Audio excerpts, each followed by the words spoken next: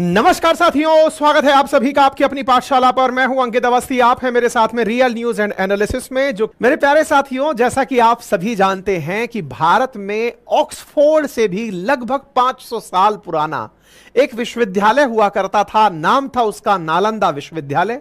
वर्तमान में भारत के राज्य बिहार में पटना के 100 किलोमीटर दूर राजगीर नाम पर स्थित हुआ करता था नालंदा विश्वविद्यालय।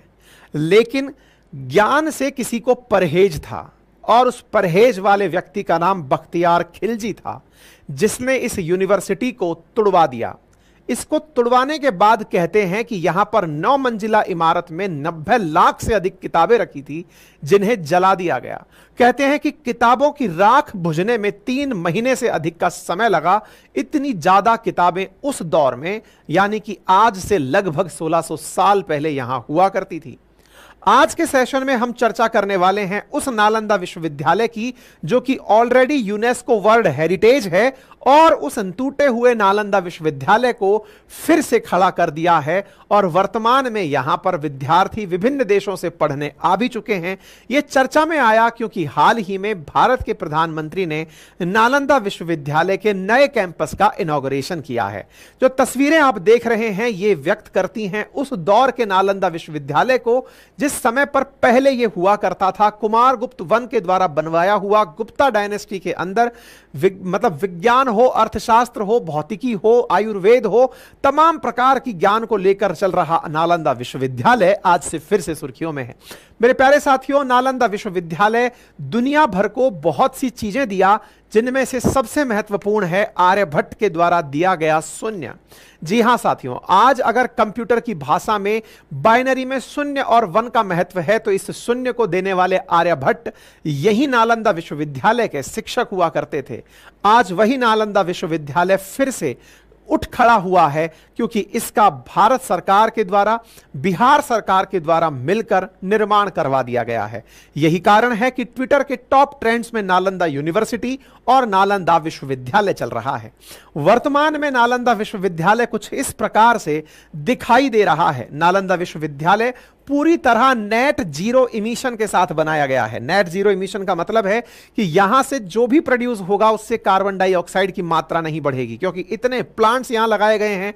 वाटर को रिसाइकल करने के तरीके अपनाए गए हैं। बकायदा तालाबों का निर्माण यहां पर रखा गया है, ताकि यहां की पानी की आपूर्ति समय पर हो सके और वाटर रिसाइकल हो सके। आप अगर यहां के कंस्ट्रक्शन को देखें तो देखकर आज की आधुनिकता और ऐतिहासिकता दोनों को समेटे हुए यहां का कंस्ट्रक्शन दिखाई दे रहा है। 1749 करोड़ रुपए की लागत से बना नालंदा विश्वविद्यालय, हालांकि अपनी रेट को लेकर ऑफिशियली कहीं पर डिक्लेरेशन मुझे नहीं दिखा, लेकिन न्यूज में चल रहा है कि लगभग 1750 करोड़ रुपए की लागत से बनकर यह तैयार हुआ है। और इस विश्वविद्यालय के इनॉग्रेशन में प्रधानमंत्री ने भाषण देते हुए कहा कि यह केवल एक नाम नहीं है, एक पहचान है, एक सम्मान है, एक मूल्य है, मंत्र है, गौरव है, गाथा है। इस सत्य का उद्घोष है कि आग की लपटों में पुस्तकें भले जल जाएं, लेकिन आग की लपटें ज्ञान को नहीं मिटा सकती। यह बात अब इस नालंदा विश्वविद्यालय ने पुनर्स्थापित कर दी है। ये वो तस्वीरें हैं जिस पर माननीय राज्यपाल की उपस्थिति में प्रधानमंत्री और जो यहां के मुख्यमंत्री बिहार नीतीश कुमार हैं, ये यहां का इनॉग्रेशन करते हुए दिखाई दे रहे हैं। नालंदा जिस जगह स्थित है वह बिहार की एक सिटी राजगीर है। राजगीर में अभी भी यूनेस्को वर्ल्ड हेरिटेज के नाम पर नालंदा की पुरानी इमारत स्थित है, जिसे यूनेस्को ने बकायदा कंजर्व करके रखा हुआ है। यह विरासत हमेशा याद दिलाती रहेगी कि भारत का इतिहास कितना समृद्ध था।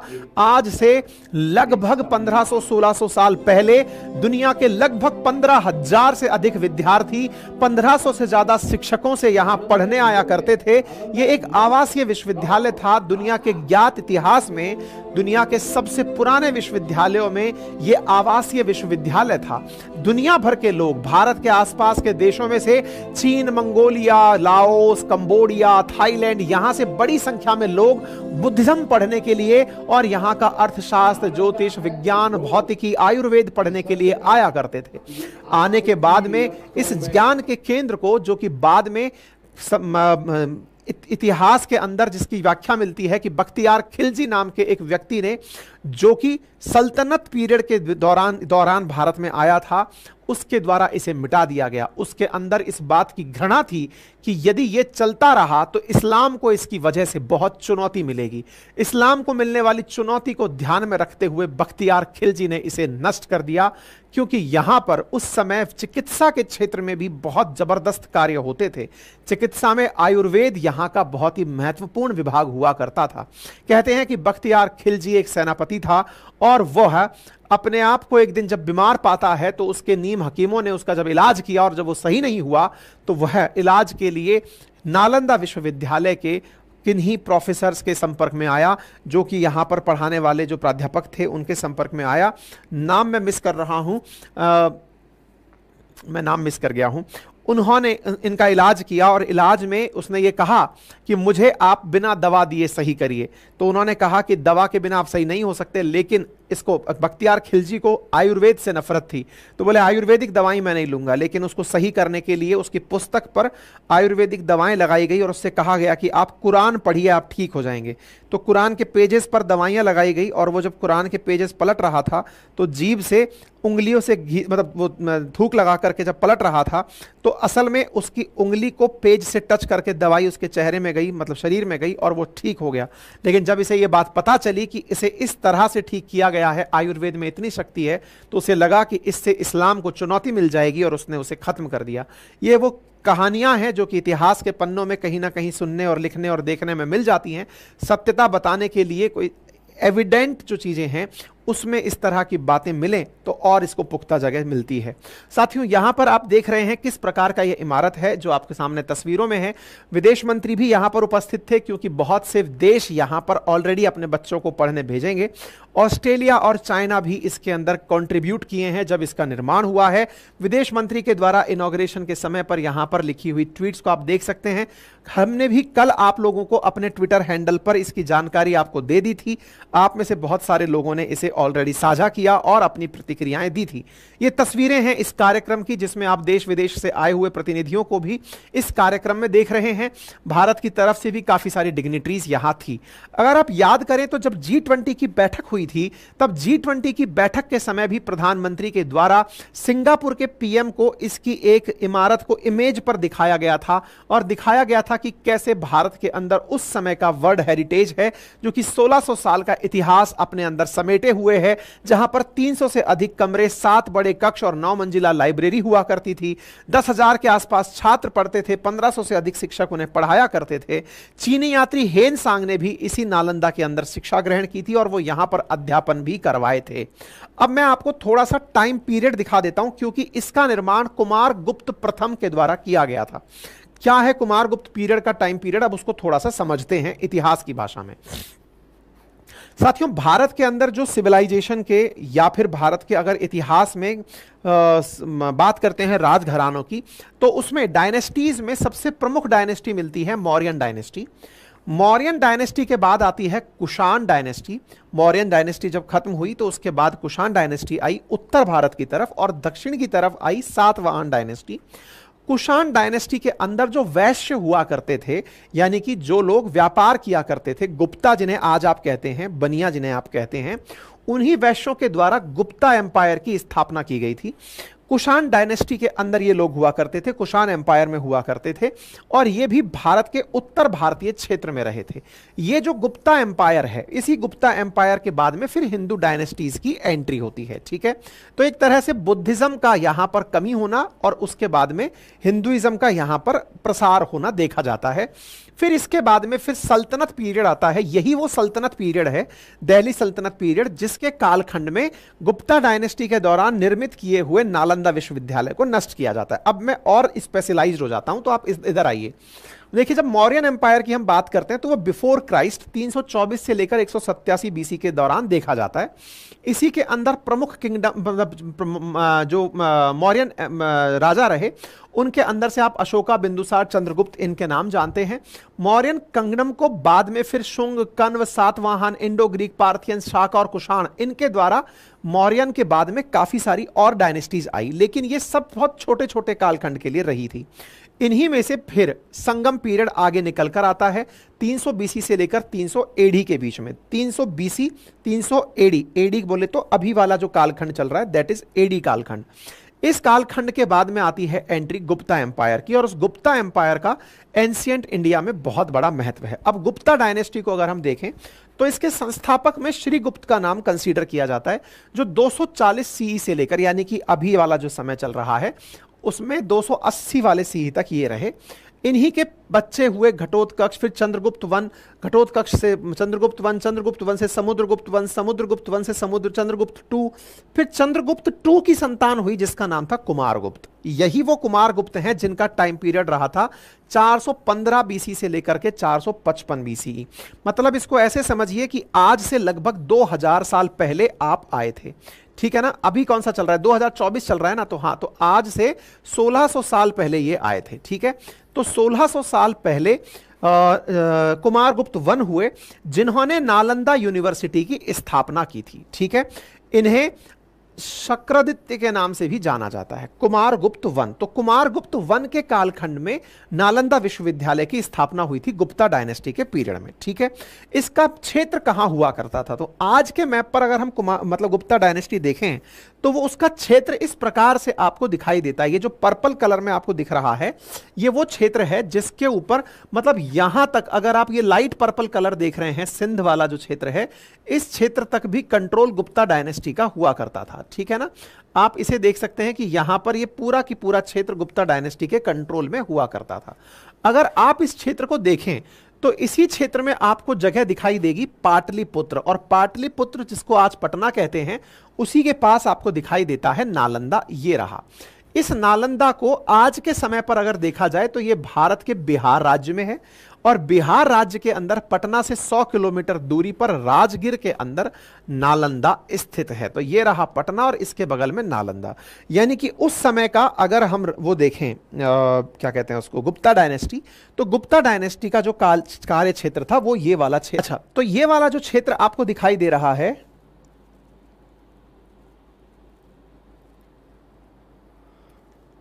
हाँ ठीक है, ठीक है, यहां पर आपको नालंदा दिखाई दे रहा है। यानी कि गुप्ता कालखंड में जहां पर क्षेत्र था उस क्षेत्र को अब आप यहां पर देख रहे हैं, ठीक है। तो नालंदा विश्वविद्यालय की स्थापना कुमारगुप्त वन के द्वारा करवाई गई थी। फिर उसके बाद में इसका लगातार बहुत अच्छे से सार संभाल आने वाली जो डायनेस्टीज रही थी उनके अंदर होता चला गया। मतलब ऐसा था कि इस क्षेत्र को आने वाले समय में खूब अच्छे से सहेज कर रखा गया, और यहां पर लगभग 700 साल तक दुनिया भर के अंदर यहां का शिक्षा पूरी दुनिया के अंदर ख्याति प्राप्त करता रहा, ठीक है साहब। हर्षवर्धन और पाल शासकों ने भी इसका संरक्षण किया। कहते हैं कि यहां का एक विशाल पुस्तकालय इतना विशाल था कि यहां पर 90 लाख से अधिक किताबें रखी हुई थी, ठीक है। यहां की पढ़ाई के बारे में कहते हैं कि यहां धर्म, दर्शन, तर्कशास्त्र, चित्रकला, वास्तु, अंतरिक्ष विज्ञान, धातु विज्ञान, अर्थशास्त्र आदि की चीजें यहां पर पढ़ाई जाती थी। इतिहासकारों के अनुसार 100 साल के अंदर ही नालंदा विश्वविद्यालय चिकित्सा विज्ञान की पढ़ाई में दुनिया भर के अंदर शीर्ष पर पहुंच गया था। यहां विद्यार्थियों को आधुनिक चिकित्सा पद्धति के साथ साथ आयुर्वेद भी पढ़ाया जाता था। 1500 से ज्यादा शिक्षक यहां पर थे। शिक्षक और विद्यार्थी एक साथ ही रहा करते थे। शिक्षा, रहना, खाना सभी एकदम निशुल्क था। कोरिया, जापान, चीन, तिब्बत, इंडोनेशिया, ईरान, ग्रीस, मंगोलिया जैसे देशों से बच्चे यहां पढ़ने आते थे। आर्यभट्ट साहब ने भी यहीं पर पढ़ाया था। इतिहासकारों के मुताबिक गणित और खगोल विज्ञान की तमाम थ्योरी नालंदा के जरिए ही दुनिया के दूसरे हिस्सों में पहुंची थी। बीबीसी ने बकायदा एक सीरीज बनाई, place that change the world. उसके अनुसार चीनी यात्री हेनसांग जब भारत आए थे तब वो यहां पर बकायदा प्रोफेसर के रूप में भी काम किए थे, ठीक है ना। उन्होंने अपनी आत्मकथा में नालंदा विश्वविद्यालय का जिक्र किया है। अब चर्चा होती है बख्तियार खिलजी की, जिसने इसे मिटा दिया। कहते हैं कि नालंदा विश्वविद्यालय 1193 तक आबाद रहा। इसके बाद में तुर्क आक्रमणकारी हुए बख्तियार खिलजी, इन्होंने यहां पर हमला किया, पूरी यूनिवर्सिटी को तहस नहस कर दिया। इतिहासकार बताते हैं कि खिलजी ने नालंदा, अच्छा ये उस वाले अलाउद्दीन खिलजी से अलग है बाय द वे। मैं आपको इस तरह से दिखाऊं, मोहम्मद गौरी का एक गुलाम था जिसका नाम था कुतुबुद्दीन ऐबक, जिसने कि इंडिया में कुतुब मीनार बनाई हुई है। कुतुबुद्दीन ऐबक गुलाम वंश का शासक बना क्योंकि मोहम्मद गौरी का गुलाम कुतुबुद्दीन ऐबक था, जिसने राजधानी अपनी लाहौर बनाई हुई थी। खुद दिल्ली के अंदर कुतुब मीनार बनाकर अपनी पहचान बना गया। उसी ऐबक का सेनापति था ये बख्तियार खिलजी। इस बख्तियार खिलजी के द्वारा इस पर आक्रमण किया गया था। ठीक है ना। तो उस सल्तनत पीरियड का टाइम खंड है ये जिस समय ये काम हुआ, ठीक है। खिलजी ने नालंदा यूनिवर्सिटी पर हमला किया, ये वो अलाउद्दीन खिलजी नहीं है, बख्तियार खिलजी है ये, ठीक है। अच्छा, और यहां पर इसने 3 मंजिला, कई जगह 3 मंजिला है, कई जगह 9 मंजिला इमारत लिखी है। यहां की 90 लाख किताबों को आग लगा दी। आग लगाने के बाद 3 महीने तक किताबें जलती रही। और मतलब इसने इसको आग इसलिए लगाई क्योंकि इसको लगा कि नॉलेज की वजह से ही इस्लाम को चुनौती मिल सकती है, क्योंकि इस विश्वविद्यालय में बौद्ध धर्म और हिंदू धर्म के ऊपर काफी अच्छे से चर्चाएं हुआ करती थी। बुद्धिज्म और हिंदुइज्म बहुत अच्छे से फल फूल रहा था, लेकिन इसको यानी कि ज्ञान को समाप्त करके इस्लाम को प्रसार किया जाए। और यह बात सत्य भी है, क्योंकि हमारे देश में लिखित ज्ञान का जो सबसे बड़ा सोर्स था, उस सोर्स को ही आग लगा दी गई। और उसके बाद में हमारे देश के अंदर जो ये विदेशी आक्रांता आए, और उसके बाद ही भारत के अंदर इस्लाम प्रसारित हुआ। यानी कि किताबों से, ज्ञान से जो ज्ञान था, उस ज्ञान को मिटा दिया गया। उस किताब, उनके आग लगने के बाद भी जो बौद्ध भिक्षु थोड़े बहुत लेके बचकर निकल गए, वो किताबें आज भी हैं और उन्हें लोग सुरक्षित रखे हुए बैठे हैं। अगर आप कभी धर्मशाला की तरफ जाते हैं तो वहां पर बौद्ध मठों में यह बात बोली जाती है कि हमारे पास उस दौर की किताबें बची हुई हैं, ठीक है ना। खैर साहब, ये घटना हुई और उसके बाद में लगातार चीजें डेटोरिएट होती चली गई। फारसी इतिहासकार मिन्हाजुद्दीन सिराज अपनी पुस्तक तबाकत ए नाजिरी में लिखते हैं कि खिलजी किसी कीमत पर बौद्ध धर्म का प्रचार प्रसार नहीं चाहता था। पहले उसने नालंदा विश्वविद्यालय में इस्लाम की शिक्षा का दबाव डाला, फिर हमला कर दिया। इस बर्बर कार्रवाई में पूरा विश्वविद्यालय तबाह हो गया, हजारों विद्वान और बौद्ध भिक्षु मारे गए। खिलजी से पहले भी इस पर 2 बार हमले हुए थे, लेकिन वो इतने कारगर नहीं थे। हालांकि ये पूरी तरह जगह दब चुकी थी। जब नालंदा की खुदाई हुई तो 14 हेक्टेयर में विश्वविद्यालय के अवशेष मिले। आर्कियोलॉजिस्ट का तो आज भी ये कहना है कि अभी भी मूल यूनिवर्सिटी का 10% हिस्सा ही बाहर निकला है। यहां पर गौतम बुद्ध की कांस्य प्रतिमा, हाथी दांत, प्लास्टर की मूर्तियां आदि हैं, जो कि यूनेस्को की वर्ल्ड हेरिटेज के लिए पर्याप्त हैं, और इसे इसी कारण से यूनेस्को वर्ल्ड हेरिटेज में शामिल किया गया। साल 2006 में इसे दोबारा से तैयार करने की योजना बनी। राजगीर में किराए के कन्वेंशन सेंटर के अंदर क्लासेस शुरू की गई। बिहार सरकार ने यूनिवर्सिटी के लिए 242 एकड़ जमीन दी और अब नालंदा का खुद का कैंपस बनकर तैयार हो गया है। फिलहाल यहां पर 17 देशों के 400 बच्चे ऑलरेडी पढ़ने आ चुके हैं, जो पीजी और पीएचडी 7 सब्जेक्ट में कर रहे हैं। डिप्लोमा और सर्टिफिकेट के 10 सब्जेक्ट की यहां पर पढ़ाई चल रही है। 40 क्लासेस वाले 2 शैक्षणिक ब्लॉक बनकर यहां तैयार हो गए हैं। 550 कैपेसिटी का हॉस्टल और 2000 कैपेसिटी का एम्फी थिएटर और फैकल्टी क्लब और खेल परिसर यहां है। यहां पर नीतीश कुमार जी के द्वारा दिया गया यह भाषण, जिसमें उन्होंने प्रधानमंत्री के सामने नालंदा यूनिवर्सिटी में कलाम जी और प्रणब मुखर्जी के योगदान को भी याद किया। ये एक सुर्खी बना हुआ है। नालंदा विश्वविद्यालय के लिए चयनित स्थल पर आए थे। जब यहाँ काम शुरू किया जा रहा था तो वो भी फिर देखने आए थे 2008 में।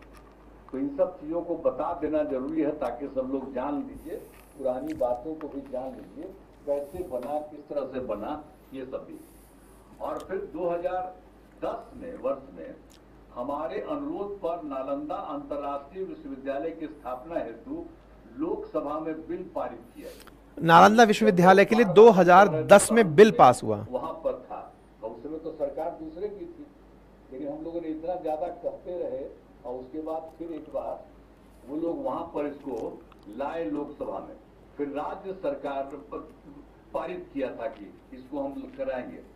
तो फिर राज्य सरकार ने नालंदा विश्वविद्यालय के लिए भूमि एवं सभी चीजों को केंद्र सरकार को ट्रांसफर कर दिया और विश्वविद्यालय का काम धीरे धीरे करके बढ़ता रहा और वर्ष 2014 से थोड़ी पढ़ाई शुरू हो गई है।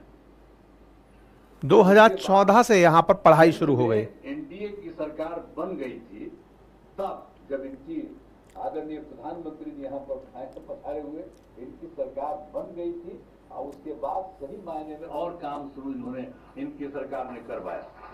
2016 में इस नए विश्वविद्यालय के भवनों का तत्कालीन राष्ट्रपति प्रणब मुखर्जी जी, इनकी सरकार से प्रणब मुखर्जी जी राष्ट्रपति थे, तो वहां गए थे, वहीं के ऑर्डर के बाद वहां गए प्रणब बाबू ने शिलान्यास किया। यहाँ आकर के उसको 2016 में इसका शिलान्यास किया गया। ये सब काम को ठीक से और बनना चाहिए, सब करके गए। पूरा की पूरा इतिहास जो है ना इसके बनने का, वो नीतीश कुमार जी ने बोलकर बताया कि 2006 से इसकी चर्चाएं शुरू हुई। 6 के बाद में 2010 के अंदर भारत की संसद में नालंदा विश्वविद्यालय को लेकर के बिल पास किया गया, और जब बिल पास हुआ फिर धीरे धीरे इसके लिए जो राज्य सरकार ने जमीन थी वो केंद्र सरकार को ट्रांसफर करी। केंद्र सरकार के ट्रांसफर के बाद 2014 से यहां पर कुछ बच्चे पढ़ने आना शुरू हुए, यूनिवर्सिटी की कंस्ट्रक्शन शुरू हुई। 2016 के अंदर उसका शिलान्यास हुआ प्रणब मुखर्जी के नेतृत्व में, और सरकारी प्रयास के चलते हुए फाइनली आज इसका ये पूरी तरह से निर्माण पूरा हो चुका है। यानी कि इस पूरे निर्माण कार्य के अंदर एक लंबा कालखंड लगा है। 2006 से हम 24 में हैं, लगभग 18 साल हो चुके हैं इस पूरी प्रक्रिया में, और तमाम सरकारों का इसमें अपना अपने स्तर पर कंट्रीब्यूशन रहा है।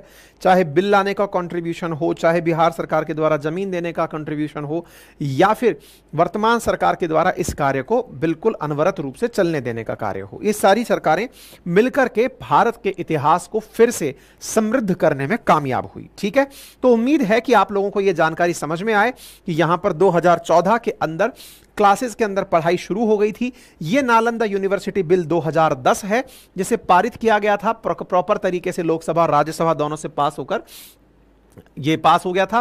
प्रेसिडेंट प्रणब मुखर्जी की ये 2016 की आप कटिंग देख रहे हैं, जब इन्होंने यहां पर प्रॉपर तरीके से इसका इनॉग्रेशन करने के लिए, राष्ट्रपति शिलान्यास करने के लिए आए थे। आज नालंदा यूनिवर्सिटी की अगर आप तस्वीरें देखें जो बनकर तैयार हो चुका है तो वो इस प्रकार का है। यहां पर प्रॉपर हॉस्टल की फैसिलिटी है, यहां पर प्रॉपर तरीके से मतलब जो निर्माण कार्य हैं वो बेहतरीन प्रकार से किए गए हैं। ठीक है साहब, तो उम्मीद है कि अब आप लोगों को यह जानकारी अच्छे से समझ में आ गई होगी। गर्मी में प्रॉपर ठंडा रहेगा, बढ़िया से इसकी दुनिया भर की तरफ से तारीफें हो रही हैं। डन हो गया। बाकी इतिहास में कौन सी डायनेस्टी कब आई, कौन सा राज कब आया, ये सब अगर जानना हो तो अपनी एनसीईआरटी में प्रॉपर डिटेल से दिया हुआ है, और उसी एनसीईआरटी को पढ़ाने का बैच हम लोग शुरू कर रहे हैं। एनसीईआरटी का फाउंडेशन बैच, रविवार को एडमिशन खत्म हो जाएंगे, क्लासेस लाइव रहेंगी। लाइव के साथ साथ अगर आप चाहें तो उन्हें रिकॉर्डेड फॉर्मेट में भी मल्टीपल टाइम पूरे 1 साल के लिए देख सकते हैं। एनसीईआरटी क्लास 6 से 12 तक की आपके साथ डिस्कस की जाएगी, पढ़ाई जाएगी, आपको भी पढ़ने का टास्क दिया जाएगा। वीकली आपके साथ एक टेस्ट आयोजित करवाया जाएगा। फाइनली आप और इस विषय के ऊपर अच्छे से जानकारी रखते हुए कॉम्पिटिटिव एग्जाम्स में बढ़िया परफॉर्म कर पाएंगे। यदि आप एनसीईआरटी फाउंडेशन बैच लेना चाहते हैं तो एप्लीकेशन का लिंक, अपनी पाठशाला का लिंक कमेंट बॉक्स में पिन किया हुआ है।